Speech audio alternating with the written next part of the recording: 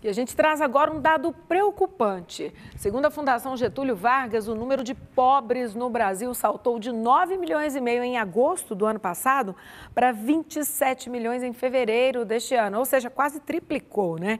E para piorar a situação, a alta nos preços dos alimentos trouxe mais dificuldade para a vida de quem mais precisa.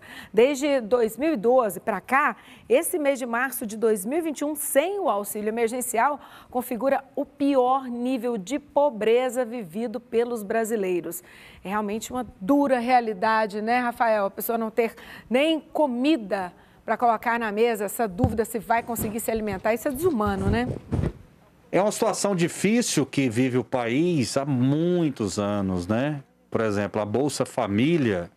Quanto que é a Bolsa Família, Jean? Atualmente eu não sei, Rafael. Sinceramente eu não sei.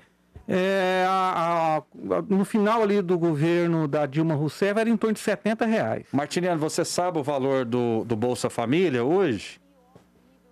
Não, o Bolsa Família ele varia em função da quantidade de filhos e da situação da própria mulher. Então, acho que o valor máximo são R$370, se não, 270 ou R$370, porque vai acumulando. Para isso, a pessoa tem que ter pelo menos 4 filhos, viver sozinha, não ter nenhum outro tipo de renda. Essa é a referência que eu tenho do valor, Rafael. Eu tenho uma visão assim muito mais liberal em relação à economia, mas eu até elogio o Bolsa Família, que eu acho que tem um ponto muito positivo, que é obrigar, né, a mãe a matricular os filhos na escola. Então, eu acho esse ponto muito positivo. Eu não sei o que o Jean pensa, o que o Martiniano pensa também a respeito disso. Rafael, falando sobre a questão da dificuldade hoje do Brasil, da pobreza que cresceu nos últimos 6 meses, a gente tem que fazer uma análise mais ampla e não só analisar o momento. Quando terminaram os governos do PT, que duraram 16 anos, 2 do Lula, 2 da Dilma, o segundo da Dilma foi terminado pelo vice Michel Temer. O Brasil ficou na maior recessão da sua história. Os governos do PT, a Dilma entregou 13 milhões e 500 mil desempregados. Uma inflação alta, muito alta, talvez a mais alta desde a implantação do real, que é uma moeda que teve uma estabilidade e ainda tem uma certa estabilidade, não como já teve, e a inflação muito alta. Pobreza, as estatais brasileiras quebradas, falidas, a Eletrobras, a Petrobras e tantas outras. Então o Brasil era um caos, afundado em dívidas, desemprego, inflação e tudo mais.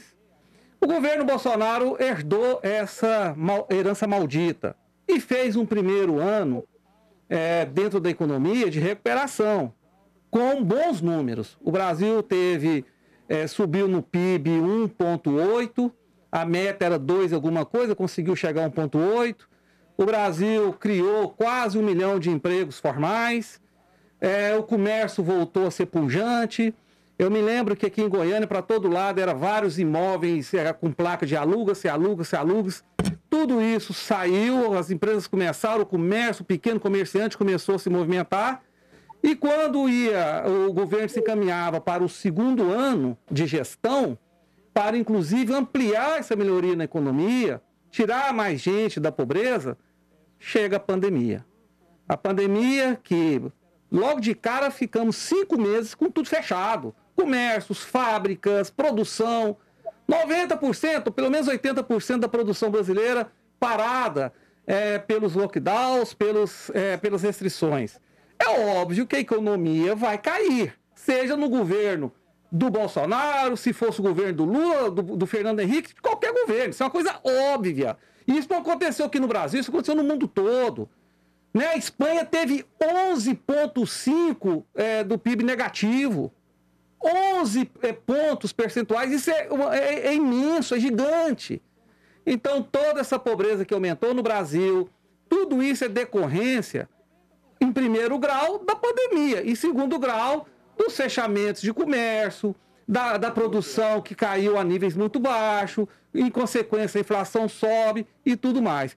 Portanto, é uma situação muito difícil, muito complicada para governos federais, estaduais e municipais e, sobretudo, para a população. É um enfrentamento que o Brasil deveria se unir para derrotar essa dificuldade. Mas o que acontece?